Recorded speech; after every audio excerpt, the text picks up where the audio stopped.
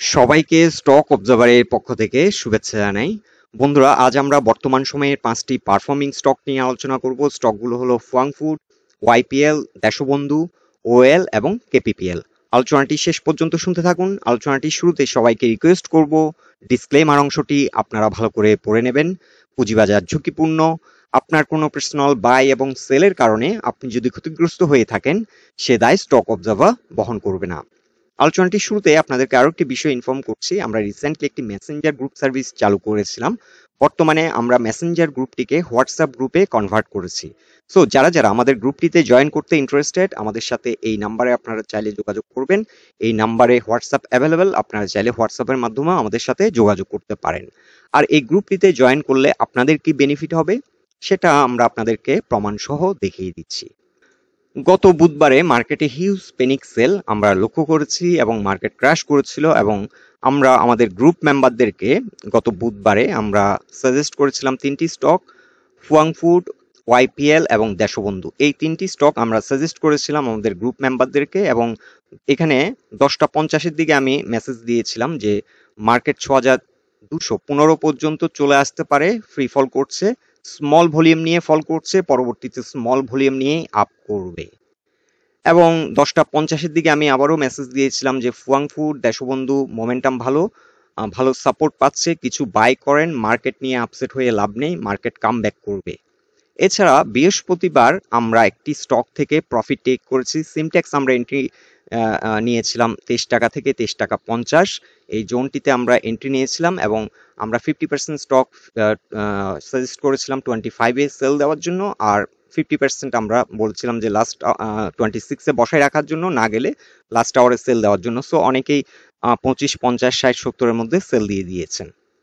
So আমাদের এই গ্রুপটির বিশেষত্ব হচ্ছে মার্কেট যখন খারাপ থাকে তখনও কিন্তু আমরা প্রফিট করতে পারি। আর আমরা যে 3টি স্টক এন্ট্রি দিয়েছিলাম বুধবারে, ওই 3টি স্টক এখন বর্তমানে 18%-এর মতো এখন প্রফিটে আছে। এখন আমরা ফিরে যাচ্ছি আমাদের মূল আলোচনায়। আমরা প্রথমে ফুয়াং ফুড লিমিটেড এই স্টকটির ডে চার্ট নিয়েছি, এবং ডে চার্টে আমরা লক্ষ্য করছি স্টকটি একটা হিউজ র্যালি করার পর একটা হিউজ ফল আমরা এখানে লক্ষ্য করছি, এবং স্টকটি 26 টাকা এই জোনটিতে এসে সাপোর্ট নেই। সো এই স্টকটির জন্য বর্তমানে 26.2 হচ্ছে স্ট্রং একটি সাপোর্ট, এবং এখান থেকে কিছুটা মোমেন্টাম আমরা লক্ষ্য করছি পাচ্ছে, স্টকটি আবার একটা রিকভারি দিচ্ছে। সো এখন যদি ভলিউম এবং স্প্রেড আমরা দেখি, ভলিউম অ্যাভারেজ ভলিউম থেকে কিছুটা ভলিউম বৃদ্ধি পেয়েছে, যদিও আমরা এই মোমেন্টামটাকে একটা সুপার বুলিশ মোমেন্টাম বলতে পারছি না, তবে এটাও আমাদেরকে খেয়াল রাখতে হবে বর্তমান মার্কেট সিচুয়েশন ভেরি উইক। এই মার্কেটে কিন্তু এই ভলিউম, যে ভলিউমে বর্তমানে ট্রেড হচ্ছে, এটাকেও আমরা সুপার বুলিশ মোমেন্টাম এই কারণে বলতে পারি চাইলে। এনিওয়ে, এখন এই স্টকটি কিছুটা রিকভারি দিয়েছে, 30 টাকা 30 পয়সা এসে ক্লোজ হয়েছে। আর স্টকটি এখন ফার্স্ট টার্গেট হতে পারে, আমরা ধরে নিচ্ছি এটি 38% পর্যন্ত রিকভারি দেবে, 33.8 এটি আমাদের ফার্স্ট টার্গেট। আর অনেকের হয়তো কোশ্চেন, অনেকে হয়তো স্টকটি হাই রেঞ্জে এন্ট্রি নিয়েছেন, এবং সেক্ষেত্রে আমরা আপনাদেরকে বলবো স্টকটি হয়তো 35, এটি মোস্ট চ্যালেঞ্জিং বর্তমানে এই স্টকটির জন্য। এই জোনটিতে কিন্তু একটা সিগনিফিক্যান্ট সেল প্রেশার স্টকটি ফেস করবে, এবং এটি যদি ঘুরে দাঁড়াতে পারে 35-এর উপর, যদি একটা স্ট্রং পজিশন নিতে পারে, সেক্ষেত্রে 39 থেকে 40 পর্যন্ত আপাতত আমরা এক্সপেক্ট করতে পারি। তবে এটা ডিপেন্ড করছে সম্পূর্ণ মার্কেট পারফরমেন্সের উপর, কারণ বর্তমান market very volatile, very uncertain, কিছুই বলা যাচ্ছে না কখন কেমন পারফরমেন্স করে মার্কেট। যদি নেক্সট উইক, এই উইকে যদি আবার ভালো একটা পারফরমেন্স করে এবং স্ট্রং একটা পজিশন নেয়, সেক্ষেত্রে আমরা 40 পর্যন্ত এক্সপেক্ট করতে পারি। আর মার্কেট এখন যে অবস্থানে আছে, যদি 300, 350 কিংবা 400 কোটি টাকার মধ্যে লেনদেন সীমাবদ্ধ থাকে, সেক্ষেত্রে আমরা হয়তো 35 পর্যন্ত এক্সপেক্ট করব, খুব বেশি আর রিকভারি এক্সপেক্ট করছি না। সো যারা হাই রেঞ্জে এন্ট্রি নিয়েছেন তাদের জন্য আমাদের যে সাজেশন, সেটি হচ্ছে সম্পূর্ণ ডিপেন্ড করছে মার্কেটের উপর। মার্কেট যদি ভালো পারফর্ম করে, সেক্ষেত্রে এটি কিন্তু তার প্রিভিয়াস যে হাই সেটিও চেস করার সম্ভাবনা আছে, এবং মার্কেট যদি ভালো পারফর্ম না করে, সেক্ষেত্রে আপাতত 35 পর্যন্ত এক্সপেক্ট করা যায়। এখানে একটা ভালো রকমের সেল প্রেসার আসবে। সেল প্রেসার থেকে যদি রিজেক্ট হয়ে যায় স্টকটি কিন্তু এখানে কিছুদিন সাইডওয়ে হয়তো মুভমেন্ট আমরা দেখব।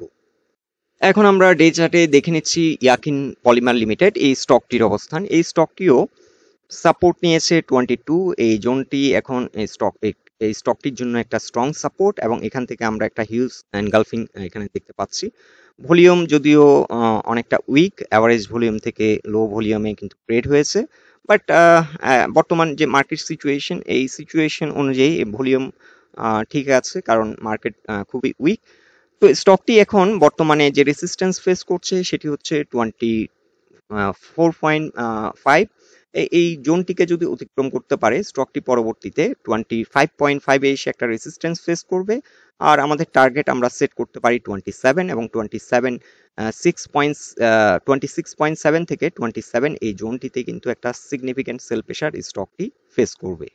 আর বর্তমানে যেহেতু এটি একটি সাইকেল ব্রেকআউট করেছে 38%-এর, যেটি প্রাইস পয়েন্ট লেভেলে ছিল 23.7, এখন বর্তমানে স্টকটির জন্য 23.7 ফার্স্ট সাপোর্ট এবং সেকেন্ড সাপোর্ট হবে 22.5।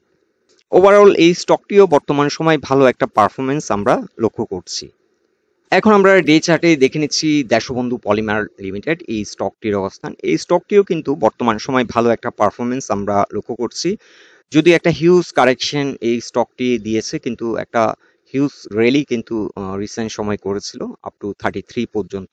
এখন একটা সিগনিফিক্যান্ট কারেকশন হয়েছে এবং স্টকটি এখান থেকে ঘুরে দাঁড়ানোর চেষ্টা করছে। আমরা এখানে দেখতে পাচ্ছি অ্যাভারেজ ভলিউমে ট্রেড হয়েছে। আর স্টকটি ডে চার্টে 50 এক্সপোনেনশিয়াল মুভিং অ্যাভারেজের উপরে ঘুরে দাঁড়িয়েছে, এটি একটি ভালো দিক। সো 25.1 কিংবা 25 এটি এখন ফার্স্ট সাপোর্ট এবং পরবর্তী সাপোর্ট হচ্ছে 24.5। স্টকটি এখন ফার্স্ট টার্গেট আমরা সেট করব 27.2 এবং এখানে একটা পিভট রেসিস্ট্যান্স। পিভট যদি ব্রেকআউট করে স্টকটি চাইলে আবারও এন্ট্রি নেওয়া যায় এবং সেক্ষেত্রে 27 নিচে নামলে আমরা স্টপ লস সেট করতে পারি। পিভট হচ্ছে 27.3। সো 27.5 এর উপর যদি স্ট্রং হয় আমরা আবারও চাইলে স্টকটি এন্ট্রি নিতে পারি এবং সেক্ষেত্রে স্টপ লস সেট করব বিলো 27। সো আপাতত আমাদের ফার্স্ট টার্গেট 27.2 এবং ফার্স্ট সাপোর্ট গুলো আমরা দেখিয়ে দিয়েছি এবং এখানে আরো একটি রেজিস্ট্যান্স ফেস করবে 26.2। এখানে একটা রেজিস্ট্যান্স ফেস করবে এবং এখানে 20 এক্সপোনেনশিয়াল মুভিং অ্যাভারেজ যেটি 26.8। এখন আমরা দেখে নিচ্ছি অলিম্পিক অ্যাক্সেসরিজ লিমিটেড এই স্টকটির অবস্থান ডে চার্টে। এই স্টকটিও কিন্তু একটা হিউজ ফল করেছে এবং একরকম ক্রাশ বলা যায়। এটি ফ্ল্যাট কারেকশন অলমোস্ট, যে পয়েন্ট থেকে যাত্রা শুরু করেছিল সেই পয়েন্টে আবার ব্যাক করেছে। এই স্টকটি এখন 200 এক্সপোনেনশিয়াল মুভিং অ্যাভারেজের নিচে। সো এটি 200 এক্সপোনেনশিয়াল মুভিং অ্যাভারেজের উপর যদি ঘুরে দাঁড়াতে পারে, যদি 11 টাকা 50 পয়সার উপর ঘুরে দাঁড়াতে পারে, স্টকটির আমরা ফার্স্ট টার্গেট সেট করতে পারি 13.1 এবং স্টকটি যদি আরো ভালো পারফর্ম করে, মার্কেট যদি স্ট্রং হয়, সেক্ষেত্রে আপ টু 14.5 পর্যন্ত আমরা চাইলে আমাদের এন্ট্রি সেট করতে পারি depending on the market situation. Overall volume এখনো সে অর্থে স্ট্রং বলা যাচ্ছে না, কারণ বিলো এভারেজ ভলিউমে ট্রেড হচ্ছে। তবে ডিউ টু মার্কেট সিচুয়েশন এই জোনটিতে কিন্তু সেলারও খুব কম, কারণ স্টকটি 18 টাকা পর্যন্ত রেলি করেছিল এবং সে কারণে এই জোনটাতে সেলারও কম, আমাদেরকে সেটাও মাথায় রাখতে হবে। সো এই মোটামুটি যদি আরেকটু এভারেজ ভলিউমে ট্রেড হয় স্টকটি কিন্তু ভালো একটা প্রাইস অ্যাকশন হতে পারে। এখন আমরা দেখে নিচ্ছি Khulna printing and packaging limited এই স্টকটির অবস্থান। এই স্টকটি কিন্তু একটা হিউজ ফল, এটিও কিন্তু একটা ফ্ল্যাট কারেকশন আমরা বলতে পারি এবং এখান থেকে সাপোর্ট নিয়েছে 9.5 থেকে প্রাইস পয়েন্ট লেভেল। এখান থেকে সাপোর্ট নিয়ে স্টকটি লাস্ট ট্রেডিং সেশনে 10 টাকা 70 পয়সা এসে ক্লোজ হয়। স্টকটি 200 এক্সপোনেনশিয়াল মুভিং অ্যাভারেজের উপর ঘুরে দাঁড়িয়েছে, এটি একটি ভালো দিক। এখন আমরা এই স্টকটির ফার্স্ট টার্গেট সেট করতে পারি 11 টাকা 90 পয়সা এবং সেকেন্ড টার্গেট আমরা সেট করব 12 টাকা 70 পয়সা। এই জোনটিতে কিন্তু একটা মেজর সেল প্রেসার ফেস করবে, কারণ এখানে হিউজ কোয়ান্টিটি এবং এটা একটা নেক পয়েন্ট রেজিস্ট্যান্স হিসেবে কাজ করবে। এখানে ডে চার্টে আমরা লক্ষ্য করছি হিউজ একটা ভলিউম এবং যার কারণে একটা হিউজ সেল প্রেসার এই স্টকটি ফেস করবে এই জোনে। তবে ভলিউমের দিকে বিচার করলে স্টকটি কিন্তু এখন বিলো অ্যাভারেজ ভলিউমে ট্রেড হচ্ছে। ভলিউম কিন্তু আরো বৃদ্ধি পাওয়া দরকার। এটি কারেকশনে ভলিউম কমে গেছে, এটা একটা পজিটিভ দিক। এখন একটা বড় ভলিউম নিয়ে যদি রেসিস্ট্যান্সটি ব্রেকআউট করতে পারে, 11 টাকা কিন্তু রেসিস্ট্যান্স হিসেবে কাজ করবে। সো এখানে যদি একটা বড় ভলিউম নিয়ে যদি ব্রেকআউট দিতে পারে, এটা গতি পাবে এবং কুইকলি হয়তো এই জোনটিতে হিট করার সম্ভাবনা আছে। অর্থাৎ এই জোনটি আমরা মেনশন করছি 12 টাকা 20 পয়সা থেকে 12 টাকা 70 পয়সা। এই জোনটি কিন্তু মেজর একটা সেল প্রেশার ফেস করবে এই স্টকটি, এবং তার আগে এখানেও একটা সেল প্রেশার ফেস করবে 11 টাকা 90 পয়সা। সো যারা লোতে এন্ট্রি নিয়েছেন তাদের জন্য এখন ফার্স্ট টার্গেট হবে 11 টাকা 90 পয়সা। আর মার্কেট যদি দেখেন যে মার্কেট শক্তিশালী হচ্ছে, তাহলে আপনারা ওয়েট করতে পারেন 12 টাকা 50 থেকে 70 পর্যন্ত ওয়েট করতে পারেন। সো বন্ধুরা, এটাই ছিল আমাদের অবজারভেশন এই 5টি স্টক নিয়ে। আলোচনাটি যদি আপনাদের ভালো লেগে থাকে অবশ্যই পোস্টটিকে লাইক দিন, আর আমাদের সাথে থাকার জন্য আপনাদের অসংখ্য ধন্যবাদ।